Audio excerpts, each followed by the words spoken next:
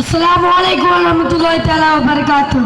Alhamdulillah, assalatu wassalamu ala ashrafir rasulillah wa ala alihi wa sahbihi ajma'in amma ba'd.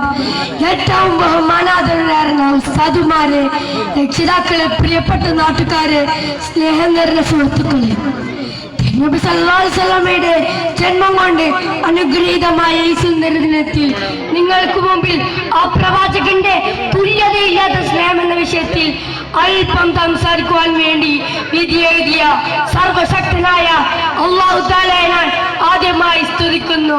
അൽഹംദുലില്ലാഹ്. സ്നേഹം ചോർന്നു പോകുന്ന ഈ കാലത്ത് തിരുനബിയിലേക്ക് നാം തിരിഞ്ഞു നോക്കേണ്ടതുണ്ട്. ഭൂമിയിലുള്ളവരോട് മുഴുവൻ കരുണ പുലർത്തണമെന്നാണ് തിരുനിമിഷങ്ങൾ നമ്മെ പഠിപ്പിച്ചു തന്നത്. എങ്കിൽ മാത്രമേ ആകാശത്തിന്റെ അധിപൻ നിങ്ങളോട് കരുണയും സ്നേഹം പുലർത്തുകയുള്ളൂ. കുഞ്ഞുങ്ങളെ കാണുമ്പോഴേക്കും മുത്തം വെച്ചുകൊണ്ട് സ്നേഹത്തിന്റെ ബാലപാഠം മുത്തുനബി സല്ലല്ലാഹു അലൈഹി വസല്ലം നമ്മെ പഠിപ്പിച്ചു തന്നു. പെൺകുട്ടികളോട് നീതി പുലർത്താനും മുതിർന്നവരെ ആദരിച്ച് സ്വർഗം നേടുവാനും നമ്മോട് മുത്തുനബി കൽപ്പിച്ചു. ഒരു യാത്രക്കാരനെയും ദുർബലനെയും അനാഥനെയും തന്നോട് ചേർത്ത് നിർത്തി.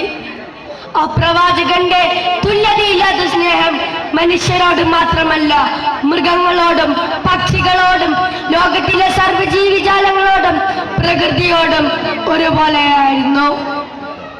ഇങ്ങനെ സ്നേഹത്തിന്റെ ഒരായിരം ഉപദേശങ്ങൾ മാനവ സമൂഹത്തിന് വേണ്ടി മുത്തുനബികൾ സമ്മാനിച്ചു. ശത്രുക്കളെ പോലും സ്നേഹിച്ചിരുന്ന ആ പ്രവാചകൻ ലോകം കണ്ട ഏറ്റവും വലിയ സ്നേഹനിധിയാണ്. ആളുകളെ ഇസ്ലാമിലേക്ക് ക്ഷണിച്ചതിന്റെ പേരിൽ നാടുകടത്തപ്പെടുകയും കല്ലേറിയേൽക്കുകയും അന്നവും ഭാര്യവും നൽകാതിരിക്കുകയും ഒട്ടകത്തിന്റെ കുടൽമാല വരെ കഴുത്തിൽ ചാത്തുകയും ചെയ്തു. എന്നിട്ടും തന്റെ ശത്രുക്കൾ ദുരിതത്തിലാണെന്നറിഞ്ഞപ്പോൾ 5000 സ്വർണ്ണ നാണയങ്ങൾ അവർക്ക് വേണ്ടി മുത്തുനബികൾ അയച്ചു കൊടുത്തു. ഒരു പ്രാവിന്റെ കുഞ്ഞിനെ പോലും നോവിക്കരുത് എന്ന് അവിടുന്ന് നമ്മെ പഠിപ്പിച്ചു തന്നു.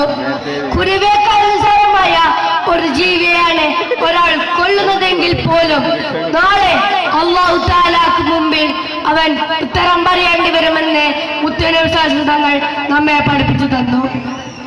സഹോദരങ്ങളെ, സ്നേഹം കൊണ്ട് ലോകം കീഴടക്കാൻ സാധിച്ച ഒരു ലോക നേതാവ് ഉണ്ടെങ്കിൽ അത് അന്റെ പ്രവാചകൻ അഷ്റഫുൽ ഖൽഖ് ത്വാഹ റസൂലുള്ളാഹി സ്വല്ലല്ലാഹു അലൈഹി വസല്ലം തങ്ങൾ മാത്രമാണ്.